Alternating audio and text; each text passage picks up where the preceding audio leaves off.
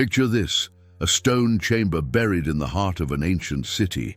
The air is thick with incense so heavy it clings to the throat and burns the eyes. Torches sputter against walls carved with gods staring down in silence. Shadows stretch like living, things swaying with the flames. Somewhere in the dark, a woman breathes fast and shallow, each gasp swallowed by the drone of ritual chants. Her skin glistens with fear. Her hands tremble against the cold stone floor. You smell the sweat of soldiers posted. At the door, the bitter resin of burning herbs, the metallic tang of fear. The chanting grows louder, drowning her voice until her silence becomes part of the ritual. This is not devotion. This is power masked as faith, and what follows will shatter lives. For centuries to come, in the cradle of civilization, the land between the rivers, life itself, was born from clay and flood. Here, writing first etched itself into wet tablets of mud, carrying the weight of trade prayers and laws. Here, kings crowned themselves, chosen by gods, building ziggurats that reached for the heavens, promising order, prosperity, and divine favor. The world called this place Mesopotamia, a realm of invention, irrigation, mathematics, poetry, the stories of Gilgamesh whispered on the lips of scribes. But beneath the brilliance lay something darker, unseen by sunlight, yet alive in shadow. The same temples that preserved knowledge also became the chambers where rituals of the body blurred into rituals of power. Priests, robed in linen, carried authority equal to kings. They alone spoke for the gods. They alone claimed to open the gates of heaven and earth. And people believed, for what choice did they have in a world where floods could erase entire villages, where drought could starve children, where disease struck without warning? Obedience was survival, faith was submission, and submission became the currency of power. Within temple courtyards, pilgrims brought offerings, grain, livestock, silver, all laid at the feet of the priests. But among the offerings, another tribute was demanded: the bodies of women, the sacred and the profane, fused into one practice, masked as holy. Inscribed devotion through flesh, they said. Ensure fertility through ritual, they declared. Behind these proclamations lay something colder: kings and priests weaving systems where faith could not be questioned, where cruelty hid in the language of the divine. Imagine standing in a city street thousands of years ago. The walls of Uruk rise above you, bustling with traders. The sound of donkeys pulling carts, scribes scratching reeds across clay tablets, voices haggling in markets. Yet in the evening, when torches burn and the temples glow with firelight, another kind of silence descends. It is the silence of fear, of footsteps.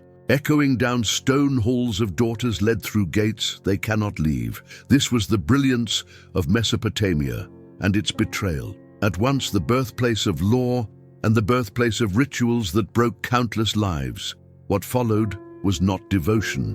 It was control hidden under the weight of gods who never spoke back, and what began in whispered prayers would grow into practices that scarred generations long after the fires of those temples had turned to ash. They called it the sacred marriage. Once a year, as seasons turned and the fields awaited rain, a woman was chosen to embody the goddess herself. She was not chosen by chance. She was chosen by power, by decree, by the will of priests who spoke for gods that never spoke for themselves. The ritual promised fertility, promised harvests, promised peace for the city. But for the woman at its center, it was a night of trembling submission. Picture the scene: a courtyard of torches, blazing against the Mesopotamian dusk drums, echoing off the mud brick walls, incense thick enough to choke the lungs. At the center, a girl scarcely more than a child, wrapped in silk, dyed deep with crimson, led by attendants who whispered words of holiness that felt like chains. Her face painted gold dust on her cheeks, eyes rimmed in kohl to transform her into something divine.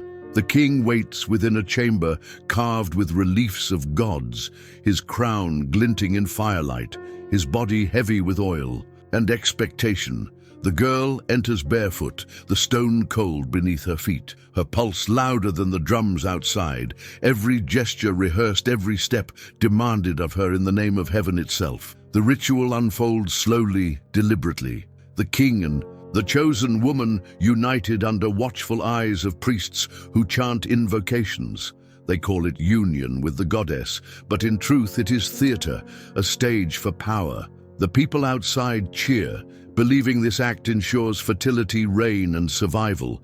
But inside, the chamber one body is claimed without consent, disguised as sacred duty. For her, there is no harvest in this act, only silence. The ritual of the sacred bride was celebrated as the binding of heaven and earth, yet it was also the breaking of human will, and what lay beyond this single night was darker still, because not every woman was released after her role was played. Some never left the temple at all. Exploitation in the temples, they called them sacred prostitutes, holy women of the temple, but their lives were not holy, their devotion not chosen. From dawn to dusk, they lived within walls, heavy with the scent of smoke and sweat, chained not by iron, but by ritual expectation.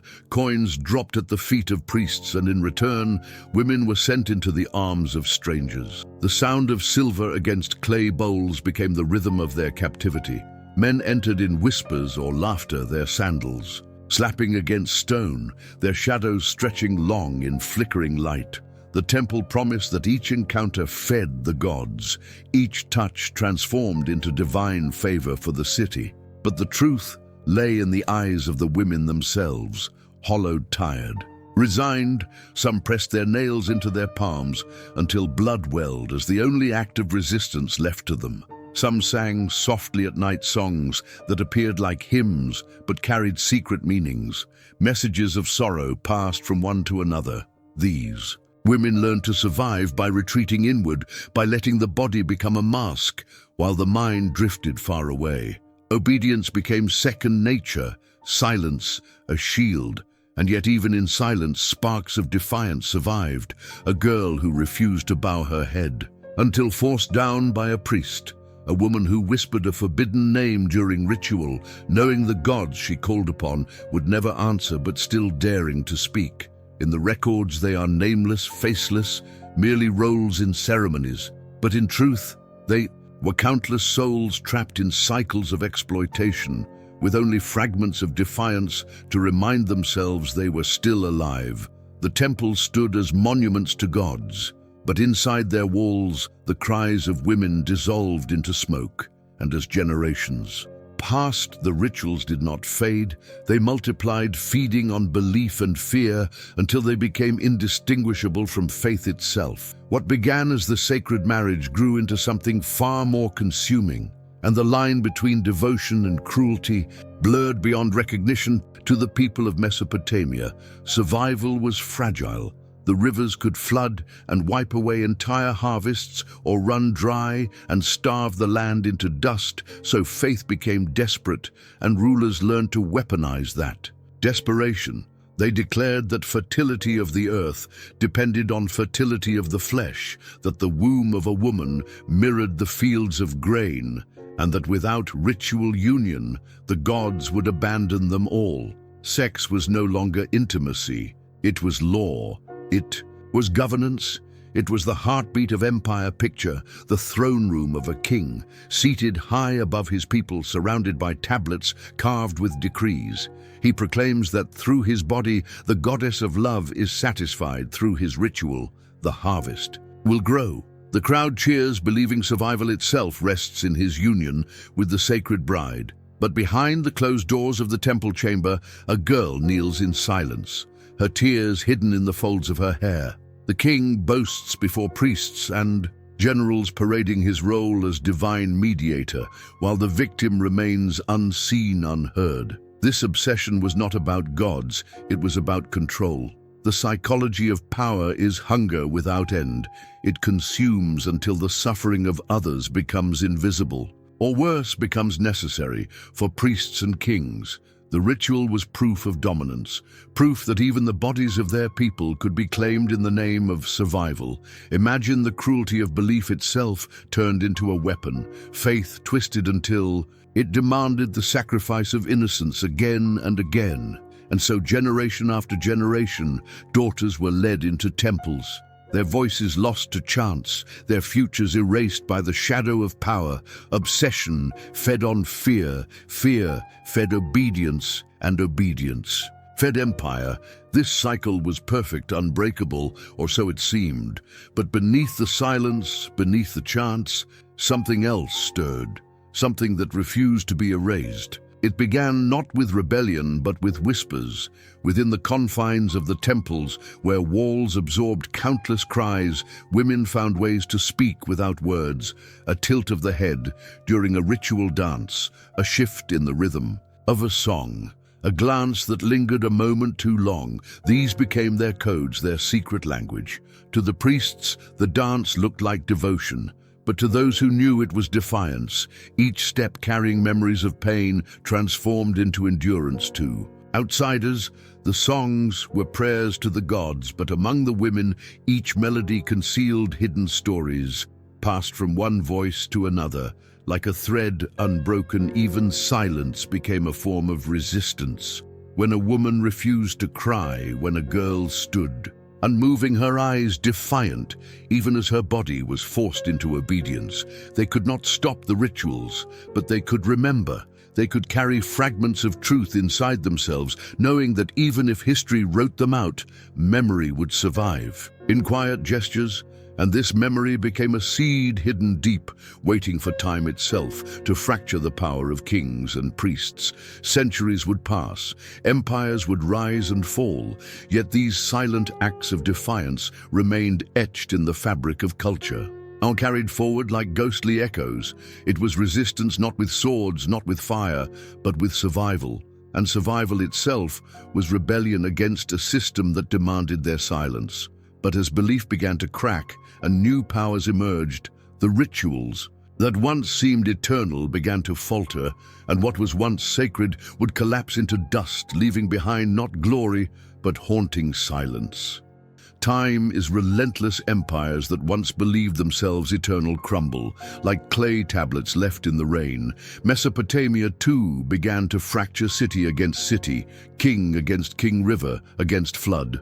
With each collapse, the rituals that once seemed unshakable grew weaker, fading not in a sudden blaze, but in slow, exhausted silence. Picture the last great ceremony of sacred marriage held in the city of Ur. The ziggurat towers above the desert, its steps worn smooth by centuries of pilgrims, its bricks glowing red beneath the setting sun. Priests prepare the chamber, their chants echoing hollow in the corridors. The king arrives draped in linen gold at his wrists, but his eyes heavy with age. He knows his kingdom is shrinking. The gods he invokes no longer feared. As before, the chosen woman walks forward, her feet dragging against the stone floor. No cheers rise from the streets outside, only a thin scattering of voices, tired of promises that never fed the hungry, never calmed the rivers, never stopped the wars. The torches burn dim, the incense smokes bitter and thin. The air no longer charged with awe, but with fatigue. The ritual is performed, but it feels empty, even to those enacting it, a shadow of what once commanded terror. And when it ends, there is no roar of celebration, only silence broken by the faint cry of a baby outside the temple walls. That silence was the beginning of the end, as new empires rose: Babylon, Persia, Greece. The old practices were absorbed, twisted, erased, replaced by other beliefs, other gods. The rituals that once ruled the rhythm of seasons were left behind, like forgotten bones buried beneath shifting sands. But what vanished in history's pages remained, alive in the bodies of those who endured. Generations carried scars that had no name. Daughters taught to lower their eyes without knowing why, women avoiding temple courtyards though the rituals were gone, mothers passing down hesitation as inheritance. The trauma did not fade, It transformed into silence, into cultural memory, unspoken yet alive. Imagine a woman centuries later standing in a marketplace, the rituals long abolished. Yet a fear stirs when priests walk past their robes, brushing the dust. She does not know why she feels it, but her blood remembers. This is how cruelty lingers, not only in records, but in gestures, in instincts, in silences. The last rituals collapsed into dust, but the wounds remained invisible, carved into the very fabric of memory, and history itself chose to forget glorifying kings, who built walls, who wrote laws, who waged wars, while the voices of the women who suffered were erased. What survived was not their names, but the emptiness they left behind, a silence that weighed heavier than words. The ziggurats crumbled, the chants died, the incense turned to ash, but the memory of control, the echo of power remained like a ghost, haunting every generation that followed. The collapse of the rituals was not liberation. It was abandonment, and the silence that replaced them was perhaps the cruelest ritual of all. History remembers the kings. It remembers the builders of ziggurats, their names carved in stone, their victories etched in clay, their conquests sung by scribes. It remembers the priests who claimed to hear the voices of gods, who wrote down laws, who dictated the rhythm of life and death. But history does not remember the women. Their names vanished, their cries dissolved into incense, their suffering erased from the clay tablets that carried everything else. The texts speak of fertility, of harvest, of divine order, but they are silent about the trembling hands, about the broken voices, about the bodies taken in the name of heaven. This silence is not absence, it is choice. The record chose glory over grief, power over pain, and yet memory has its own ways of surviving. Whispers passed through generations, stories told in fragments, gestures that carried echoes even when words could not. The trauma became inheritance. Children raised to obey without asking why. Daughters taught submission as if it were survival. Sons taught reverence for power without knowing what that reverence cost. Obedience sank into the bones of culture, shaping lives long after the temples turned to dust. Imagine walking the ruins of Ur or Babylon today. The stones rise in silence. The wind whistles through broken walls. The sky stretches wide and indifferent. On the surface it is emptiness, but beneath it lies weight. Because every stone, every broken tablet hides the truth of forgotten voices. Power survives in monuments, but humanity survives in memory, even when that memory is hushed, whispered, disguised. And so the legacy of Mesopotamia is not only invention, writing, law, kingship, it is also the unspoken inheritance of trauma and silence. A contrast that history rarely admits. The voices of rulers echo through time, but the voices of the women remain as shadows carved not in stone, but in the quiet hesitation of those who came after. Power is remembered. The forgotten are felt. The story of Mesopotamia is told as the dawn of civilization, the place where humanity first learned to write, to govern, to dream of eternity. But within that dawn lay shadows so deep they still stretch into our present. Cruelty does not vanish. It transforms, it hides in silence. It lingers in the unspoken. Power writes its own version of history, carving victories into stone, while the pain of the powerless is left unwritten. And yet memory is not so easily erased. It survives in whispers, in instincts, in the unease that lingers when we walk among ruins, in the sense that the stones themselves have witnessed more than they reveal. Imagine standing before the remains of a ziggurat, its bricks worn smooth by centuries of wind and sun. To the eye it is only rubble, but to the walls it is memory, the echo of chants, the weight of footsteps, the silence of those who were never allowed to speak. What was devotion was control. What was sacred was survival. What was erased still lingers between the cracks. The legacy of Mesopotamia is not only brilliance, it is also silence. And silence can be louder than any song, because the walls remember even when history forgets, and the silence they carry is ours too. Listen to a silence that asks us not only to recall what was lost, but to see what power even now demands we do not see. And in that silence, the story ends, but it does not rest.